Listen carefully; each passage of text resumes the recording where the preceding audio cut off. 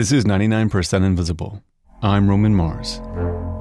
If you're walking in San Francisco, you might not know when you're crossing from the Western Addition neighborhood into Hayes Valley, or if you're in Portola or Excelsior.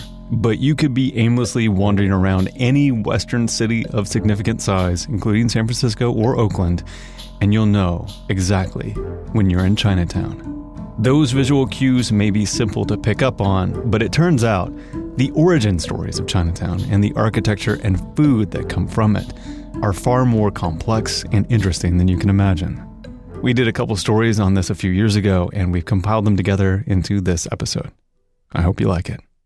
In 1968, George Tsui stepped off a plane from Hong Kong and into the San Francisco International Airport. It was his first time on American soil. At 22 years old, he had left his homeland of China and traveled across the ocean to build a new life for himself and his young wife in this land of opportunity. When immigrants first come to the U.S., and this is such an old trope and an old story, is that you expect, the streets are paved with gold. This is Bonnie Tsui, George's daughter. She's also the author of a book about American Chinatowns.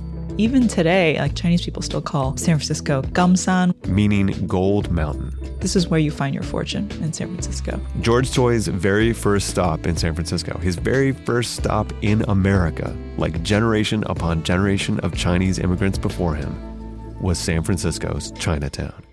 And he was not impressed. To George, San Francisco's Chinatown felt out of date.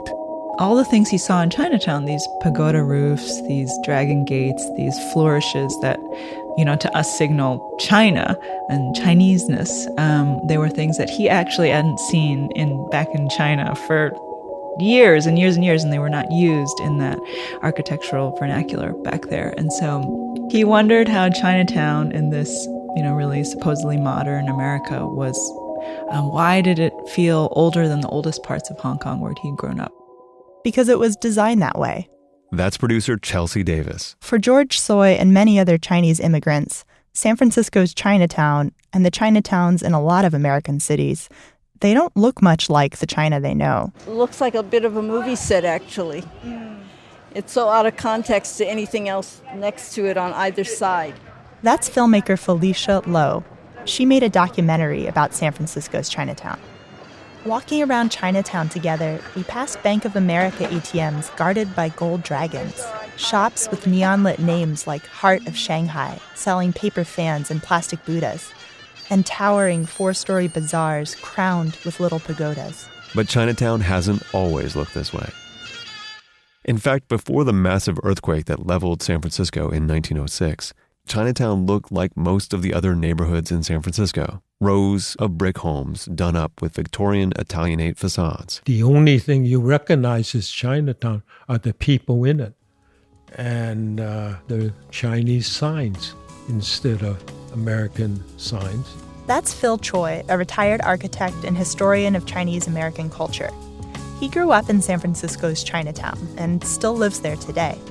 He says it's not like Chinese immigrants in SF had strong opinions either way about their neighborhood's Victorian flourishes, the columns, the porches. They just didn't have much choice when it came to where they lived. After arriving in America, they moved into the old homes that white people had abandoned for greener pastures. And after that, basically the Chinese didn't have time to really pay attention to the architecture or creating Chinese architecture. The basic desire was to make a living. And making a living was easier said than done if you were Chinese in early 20th century San Francisco. Since the 1860s, Chinese immigrants had been a convenient scapegoat for nationwide job shortages. The result was federal legislation like the 1882 Chinese Exclusion Act, which barred the vast majority of Chinese people from entering the states and made it impossible for Chinese already in the U.S. to become new American citizens. In San Francisco, racist housing policies made it almost impossible for people of Chinese heritage to live outside of Chinatown. And when they did set foot outside the 15 square blocks of the Chinese enclave, it was at the risk of physical violence. So the self-contained world of Chinatown served as a desperately needed refuge for Chinese San Franciscans. But in 1906, that refuge would be eviscerated by a double whammy of a disaster. Early in the morning of April 18th of that year, San Franciscans woke up to a 7.8 magnitude earthquake. It was the biggest quake in the city's recorded history. Still is. But those violent tremors were just the beginning.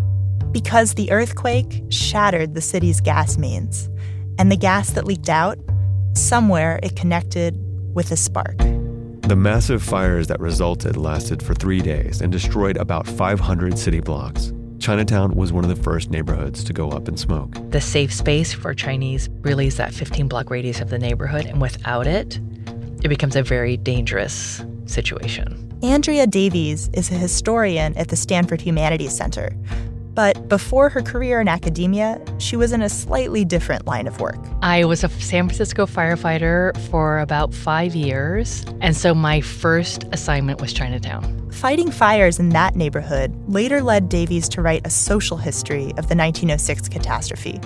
She says that in the wake of the disaster, newspapers peddled this feel-goody story that the SF quake and fire were social equalizers, that the shared experience of suffering united San Franciscans of all colors and creeds, man helping man, and so on. But while white man may have helped white man, no one was helping the Chinese. And in fact, the racism against them only intensified. I call it heightened post-disaster racism. You could see this heightened racism happening on at least 2 levels. First, with individual white San Franciscans. The built environment keeps everyone in their place. And that's what gets erased on April 18th, 1906. So if you're an elite white San Franciscan, you don't have to see the residents of Chinatown unless you go there. As the Chinese are leaving their homes in desperation, they're being yelled at to get out and don't turn back. And according to Davies, it wasn't just private citizens who were guilty of that heightened racism, because the second place that the fire spurred a flare-up in racism was in how the recovery efforts were managed. The fire department did very little to stop it in Chinatown, and in fact made it worse. And the water mains have broken, so there is not enough water to fight the fires. Is if you look at Chinatown, which is nestled right against Nob Hill, where all the elite mansions are, there all the water goes, directed by the mayor, to save Nob Hill. And all the dynamite goes into Chinatown. At the time, fire departments would dynamite buildings to keep fire from spreading. But the fire department used the wrong kind of dynamite, and Chinatown burned all the faster. In the following days, as the embers of Chinatown cooled, the Chinese found themselves homeless and newly vulnerable in hostile streets. But things were about to get worse.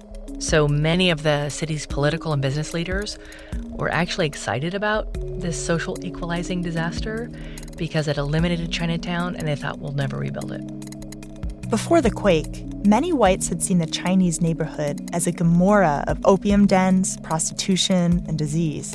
In 1885, City Hall had prepared a municipal report on Chinatown, and in that report, pages of documentation listing all the houses of prostitution and the number of gambling houses and opium dens throughout Chinatown. This reputation for vice had actually created a minor industry of slum tourism in Chinatown. Thrill-seeking white people could hire a guide to lead them through scenes of alleged depravity. They would be taken through dimly lit buildings and shown opium smokers and prostitutes and gambling. evidence suggests that some of these scenes may have actually been staged by the guides themselves. And one thing that was definitely fake was a widespread rumor that San Francisco's Chinese residents lived in underground tunnels. This is what they really believed, that the Chinese lived underground. And even today, people want to see Chinatown's underground. On top of all this, Chinatown was right in the middle of choice downtown real estate. Real estate that San Franciscan elites had long wanted for white businesses. In fact, 2 years before the fire, then Mayor James Phelan had hired an architect to draw up sketches for a new downtown. The architect they hired, you may have heard of him, Daniel Burnham. And in his plan, there is no Chinatown. Burnham was a proponent of the City Beautiful movement, an urban planning philosophy popular in the late 19th and early 20th centuries. And this idea of City Beautiful, it's very racialized, this view. And the idea is a more beautiful urban environment creates a more beautiful citizen. Like, we want a beautiful city of well-educated citizens, and everyone is white and productive. And with Chinatown burned to the ground, city leaders seized the chance to make that white dream a reality. Within a week of the fire, City Hall created a committee dedicated solely to relocating Chinatown. The group included former Mayor James Phelan, the one who had hired Burnham to draw up those revised drafts of San Francisco. And so the minute the city goes up in flames, I'm not kidding, I don't think the city's finished burning. And James Phelan is telegraphing Daniel Burnham, send more reports immediately, get them to the hands of the city leaders and business leaders. Here's our plan, we can rebuild. Here's the perfect city. The plan for that perfect city booted the Chinese all the way to Hunter's Point, a region on the edge of town. It's where the city's slaughterhouses were. But it wasn't long before the Chinese residents found out about the plan. And they fought back, and I think they fought back very intelligently. They got China's Empress Dowager Cixi involved. She sent her consul general from Washington to meet with San Francisco officials. But the coup de grace was financial. For decades, San Francisco had been a key hub for trade with China. So, a group of the city's top Chinese business owners wrote to the current mayor in a language San Francisco officials could easily understand. And so on the business level, the negotiation was, okay, you don't want us to come back? We're not going to Hunters Point. We can go to Tacoma. We can go to Portland. So there's a panic of a loss of revenue for the city. And that was a loss that city leaders couldn't take. Less than a month after the quake, the mayor dissolved his committee to relocate Chinatown. For Chinese Americans at this time, this was an unprecedented political victory. But they didn't stop there. The fire had left Chinatown a blank slate. And for the first time, the Chinese were holding the chalk. They were sick of Chinatown getting this bad rap for vice, sick of City Hall harassing them, sick of visitors asking them if they lived in tunnels. The Chinese wanted a makeover for their neighborhood. And an American-born Chinese businessman named Look Tin Eli knew just how to go about it. The word was, build me a pagoda. That's Felicia Lowe again. She says that Look Tin Eli figured, hey, if tourists are always going to come to Chinatown seeking a taste of some imaginary East, let's give them what they want. And so he was able to hire white architects to create a Chinatown that looked the way white people imagined Chinatown to look. Even though he knew in his own mind that the buildings in China didn't all look like this. Now, Look's plan might seem a bit counterintuitive at first. For decades, the Chinese of San Francisco had been harassed precisely because they looked and dressed differently from mainstream white America. And here was a guy saying, let's rebuild our neighborhood in a way that emphasizes our foreignness, that carves our difference from the rest of the city into the very face of our buildings. But Bonnie Tsui, whose father had been flummoxed by the look of Chinatown when he arrived in San Francisco, she says that the Chinese community of 1907 saw a positive side to that foreignness. And they also were pretty savvy with the fact that people were interested in them, and they were interested in this exotic element. And if they could build that in a way that was attractive instead of repellent, that would be protective for them. Look hired an architect named T. Patterson Ross and an engineer named A.W. Berggren. These two men had never been to China. At the time, the architects were not trained in the tradition or anything about Oriental architecture, because also at the time, the Orient was considered way behind the West. So culturally, everything was looked down upon. Let's say, it's nothing to study about. Ross and Berggren's knowledge of China was limited to a few images they'd seen of ancient palaces from the Song dynasty, an architectural style that was already hundreds of years old by the early 20th century. But that didn't stop Ross and Berggren from using their imaginations. And oh, how they used their imaginations. They created this sort of a Disneyland effect. For instance, the Sing Chong building was topped with a small structure that sort of looked like a pagoda. But Choi says that in China, you typically wouldn't see a pagoda on top of another building. Pagodas there are freestanding structures, not a decorative flourish. And secondly, in China, these were monuments for religious purposes, the religion of Buddhism. Here, in its San Franciscan form, the pagoda instead houses a monument to consumerism. Sing Chong became a bustling department store hawking Asian art, which it still is to this day. But nonetheless, the designers that Look Tin Eli hired created a striking building, and other merchants rebuilding in Chinatown couldn't help but notice. Soon, Sing Chong's bombastic chinoiserie look had become the style for most new structures going up in Chinatown. The architects who were trying to reproduce Beijing in San Francisco may have gotten a lot of the details wrong. But for the tourists, they were wrong in all the right ways. Tourists loved the new Chinatown. This was exactly the Westerner-friendly version of China they wanted. Vaguely exotic, but safe enough for middle-class white America. The visitors began to flow into Chinatown, and so did their cash. And Chinatown's pleasant new appearance was beginning to change popular sentiment towards the Chinese people.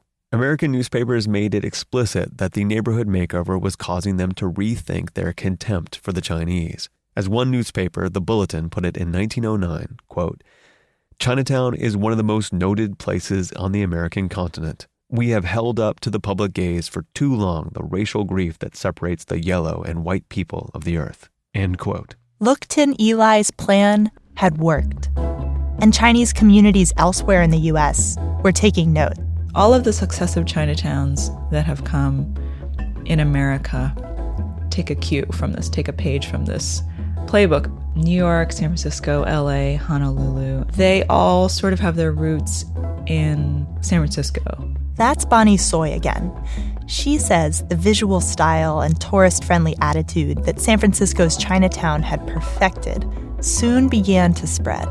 In fact, the new Chinatown brand was so successful that it's still influencing Chinatowns being built in our own time. For instance, take the Chinatown in Las Vegas, which was created in the 90s. It also had the same pagoda roof lines and dragon gates, like the same language, the architectural language, that same architectural vernacular was being used to create the newest Chinatown that was used to create the oldest Chinatown. You outsmarted the devil. Basically there is a phrase, that they called white people, Bakwe, which is the white devil. I think that it was a victory, absolutely. Of course, this architectural revenge didn't instantly fix everything for the Chinese in San Francisco. They still faced plenty of legal and popular discrimination. For example, they were still required by real estate laws to live in Chinatown.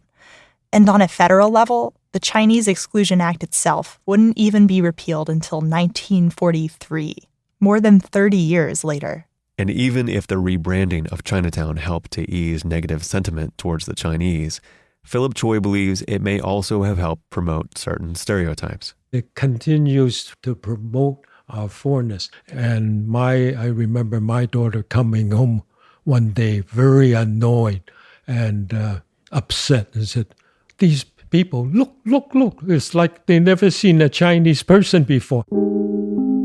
By contrast, look at the other traditionally ethnic neighborhoods in San Francisco, Japantown or the Italian neighborhood of North Beach. Choi says those neighborhoods didn't self-exoticize in the 1900s to nearly the same extent that Chinatown did. They deliberately not embellish and embrace their ethnicity. Other immigrant groups at that time didn't face the same antagonism that the Chinese did. So only the Chinese were forced to cater to white people's fantasies as a survival mechanism. Well, that's the irony. At that time, we had to promote our foreignness to be accepted. But even if Chinatown's architecture is a somewhat inauthentic representation of the real thing, what a lot of tourists don't realize is the fact that real people live there and that it is a place actually that is for poor people. It is at its essence a place where people come to live when they first get here because they can't afford to live anywhere else, because they need the services that are provided there. Bonnie Soy says this is true of all the Chinatowns she studied. They're all portals of entry for new immigrants of a particular class, working class immigrants who don't speak English. In fact, thanks to factors like rent control, zoning restrictions, and really active tenants' rights groups in the community, San Francisco's Chinatown has managed to remain a relatively affordable neighborhood for low-income immigrants. And Bonnie says, yes, Chinatown has been Disney-fied and rebranded to cater to American tastes, but there's still an authentic and important history there. There's something about it that if you can sort of read the skyline, you can read the story of how this place came to be. And also in that is Chinese American history. And in that, there's this power in that, for sure.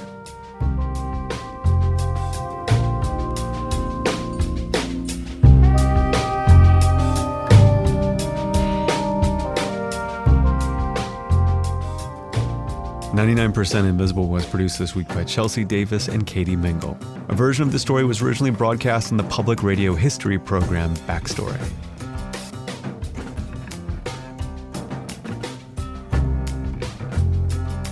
One of my favorite episodes and episode titles of all time, "A Sweet Surprise Awaits You," is up next, after this. This is still 99% Invisible, and I'm still Roman Mars. It was the night of March 30th, 2005, and the Powerball jackpot was $25 million. On TV, the white ping pong balls rolled out one by one as the host announced the winning numbers. 22, 28, 32, 33, 39, and your Powerball is 42. That's producer Avery Trufelman. And there was a winner in Tennessee. But the way the Powerball drawings work, there are usually some second place winners who guess all of the numbers except for the very last one. On average, there are 3 or 4 of these players. But on March 30th, 2005, there were 110 second place winners. Was there a computer glitch that played all the same number? Has someone compromised the system? This is journalist Jennifer Aitley. Lottery officials are panicked, because something is up. So the next day, as the winners around the United States came to collect, the Powerball officials asked them, "So where'd you get your number from?" And each of them had the same answer. They had gotten their numbers from a fortune cookie. They were different cookies in different states, but they all had the same fortune and the same lucky numbers. Very lucky numbers. And so it just sort of made you realize how much fortune cookies and Chinese food have become an American ritual. Chinese food, along with pizza and the Frankfurter, has been adopted and modified to become American cuisine, rooted in some good old-fashioned American xenophobia. In the early waves of Chinese immigration in the 1850s, the new Chinese population worked mostly as miners and farmers and laborers. And Americans, as ever, were concerned about these new immigrants taking away jobs. And it was actually only after a huge anti-Chinese backlash that the Chinese actually moved into 2 fields. One was laundries, the other one was restaurants. So these were cleaning and cooking, which are women's work. And thus they were safe and no longer a threat to the American male. And as their livelihoods depended on it, Chinese restaurant owners made up dishes to cater to American tastes. Americans basically like things that are sweet and are fried and are chicken. And that's how dishes like chop suey were invented. Chop suey, the name, actually means assorted pieces, like odds and ends. Oh, chop suey is the biggest culinary joke that one culture has ever played on another. Chop suey is not a real Chinese dish at all. It's as American as apple pie. And speaking of apple pie, Americans want dessert because we are American and we like things which are sweet and fatty. So you needed a dessert. And as Chinese desserts go, there aren't that many options that the American palate would go for. The Chinese desserts like There is the mooncake, which like tastes and looks like a hockey puck, but like there's not a lot of stuff. And so around the 1920s, the fortune cookie somehow enters the American Chinese restaurant culture. Where they came from originally is a bit of a mystery, but we'll get to that. First, let's make this perfectly clear. The cookies are not from China. I don't know why, but Chinese, they don't eat a fortune cookie. Stephen Yang is founder of Yang's Fortunes Incorporated in San Francisco. Chinese people in China don't eat fortune cookies, but Americans consume billions of them, which means great business for Stephen, because he prints a lot of the paper fortunes that go inside fortune cookies. If you go anywhere, whatever, New York, Boston, Houston, anywhere, you can see my fortune. Including all the fortunes for Panda Express. That's definitely Stephen's biggest client. Stephen's tiny warehouse in San Francisco's Dogpatch District is filled with boxes, all stuffed full of tiny strips of fortune paper. Each box contains 300,000 paper fortunes. I print lots, see? And Stephen prints all these boxes and boxes with only 5 other employees. And Lisa, Stephen's daughter, writes all the fortunes. When I visited, she was away on maternity leave, but she has written most of the company's 5,000 unique fortunes. This is amazing because when you think about it, fortunes are deceptively difficult to write. The messages have to be really, really generic because they could be for anyone. You can't write messages like, "You will meet a tall, dark stranger," because an 8-year-old could read that and be like, "I don't want that. Why would we?" And fortunes also have to be careful not to offend. Famously, there was once a fortune that said, "Lighten up." And a lot of customers were like, "Is this cookie calling me fat?" And of course, no bad predictions. Americans like their fortunes sunny. So fortunes tend to be vague or just generally uplifting, like tomorrow will be better. Or the fortunes are nabbed from quotation books, just whatever Lisa can find. Stephen doesn't really care. He doesn't read them. I don't know why. The American people, they like it. They say when they got a fortune, after eating dinner, they were keeping the words. They keep it. Yeah, it's true. Some people do keep the fortunes in their wallets. When I asked around, it turns out a few of my friends do this, or can recite their favorite fortunes from memory. And it's crazy because a lot of these fortunes are Stephen's, written by his daughter, Lisa. But there are a few ways to tell where your fortunes come from. If you get one with blue corners on it, that was printed by a giant company in New York called Wonton Food. They make over 4 million cookies a day and were responsible for the cookie that made all those Powerball winners in 2005. If your fortune has smiley faces on it, it was probably printed by a Chinese company. For the American market, of course. And if the fortune doesn't have blue corners or smiley faces, chances are it was one of the many thousands that Stephen prints in all different colors and fonts and sends to factories all over the country, including the Golden Gate Fortune Cookie Company in a tiny alleyway in San Francisco's Chinatown. The Golden Gate Fortune Cookie Company is pretty touristy. It charges visitors 50 cents a photo and doesn't actually have a very big cookie output. Actually, calling this place a factory is kind of an overstatement. It's just one narrow room with most of the space taken up by 3 hulking fortune cookie machines. Versions of machines that were invented by Edward Louis. My father used to call his machine like his 4th child. He had 3 sons, and then the 4th was his baby. Ming Louis, one of Edward's 3 sons, met me at the Golden Gate Fortune Cookie Company. These fortune cookie machines are pretty simple. They flatten round dabs of batter onto a conveyor belt, and a worker sits next to this belt and folds the hot cookies around the paper fortunes, one by one, by hand. And we pick them off, as you see them doing here, fold it, and put them on a conveyor. Ming learned how to fold the cookies when he was around 8 years old. The Louis family used to have a fortune cookie company of their own, and it was their whole life. Even during dinner, we took shifts. Somebody eats, the other one works. That's how we did it, And we used to call ourselves the prisoners, and that was a famous saying. Help, I'm a prisoner in this fortune cookie factory, Ming's father later developed the next generation of fortune cookie machines, a fully automated version, which also folds the cookie. And because of this technology, fortune cookies are widely available and cheap enough that restaurants can give them out for free. No one in the Louis family really questioned where the cookies originated, but it was a mystery that other people tried to solve. People like Sally Osaki. she knew they were not invented in China. What do you mean, the Chinese fortune cookie? It's Japanese. Sally Osaki is California born and raised, but her parents came from Japan in the early 1900s. When I was a child, the fortunes used to be in Japanese rather than the Chinese character. And the cookies weren't something you'd get at the end of a meal at a restaurant. They'd come in a bag, and mostly I know when we got them when I was a child was we would go see Japanese movies. So in Sally's California childhood, the cookies were a casual snack. But if you trace them all the way back to their origins in Japan, you actually find them at a shrine. In Kyoto, and if you kind of walk around there, you will be able to find these Japanese bakers like grilling fortune cookies. Jennifer flew to the Fushimi Inari Taisha shrine in Kyoto specifically to try them.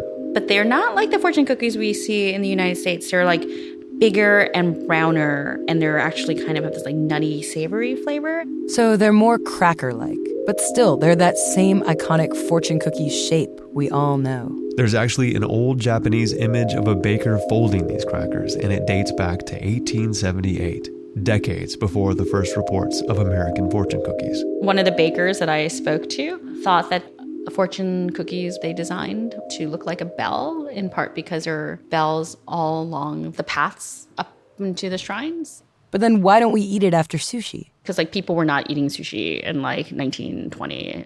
When Japanese immigrants were opening businesses in the 1920s, there was no market for Japanese food. Again, like the Chinese immigrants before them, they pandered to American tastes. So a lot of the Japanese families ran a lot of Chinese restaurants. And these Japanese families ran American Chinese restaurants full of chop suey and other faux Chinese cuisine. And these Japanese owners would throw in a fortune cookie for dessert. When Sally was a kid, fortune cookies were still made in Japanese bakeries in both LA and San Francisco, and the fortunes were still in Japanese. And then something happened that completely disrupted everything about Japanese American life in this country. I don't know if you know that the Japanese Americans, 120,000 of us, during World War II were sent away to concentration camps. I was 9 years old when we got sent to the concentration camps. Sally and her family were farmers in Fresno. They were summoned to a train station and sent off to a camp in Arizona. You had to carry whatever you were taking. I was a child. I couldn't carry that much. I carried a small suitcase. And I remember my mother took me to a store near our town to buy boots because she heard that where we were going in desert in Arizona, there were rattlesnakes and scorpions. Were there? Oh, there were, yeah. Oh, yeah. Gila monsters and scorpions and rattlesnakes, yeah. In the camp, her parents were given jobs that earned hardly any money. Top salary was like $16 or $18 a month. For 4 years, from 1942 to 1946, California's Japanese and Japanese American community was marooned in the desert, out of sight, out of communication, and out of business.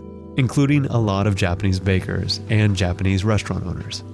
My recollection was that after we came out of the camps, it was the Chinese fortune cookie. The Chinese actually commercialized it, and all the Chinese restaurants started to serve it. Thanks to Chinese business owners and later Edward Louie's fortune cookie machines, the Chinese American fortune cookie, as we now know it, flourished.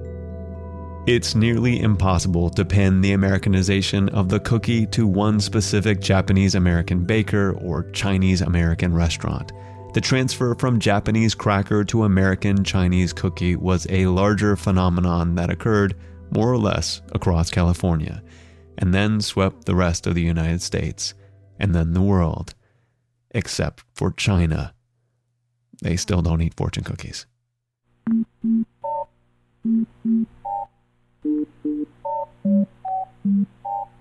Part 2 of 99% Invisible was produced by Avery Trufelman. This story was largely inspired by Jennifer Lee's book, The Fortune Cookie Chronicles, which goes into even more depths about the origin of American Chinese cuisine. And believe me, there are way deeper depths to explore. It's a really fun read. Check it out. The great Lullatone provided all the music in this story.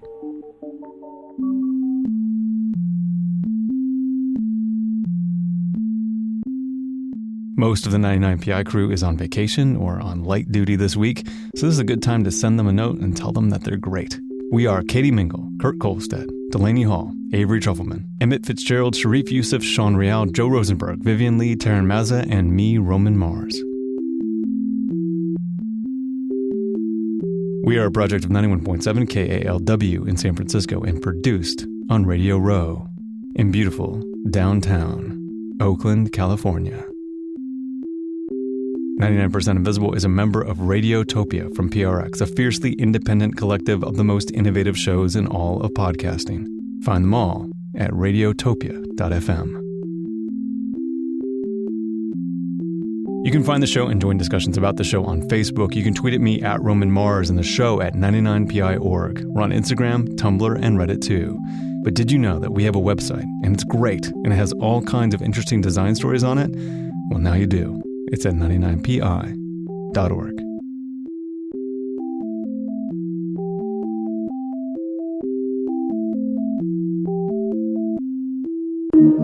Radiotopia.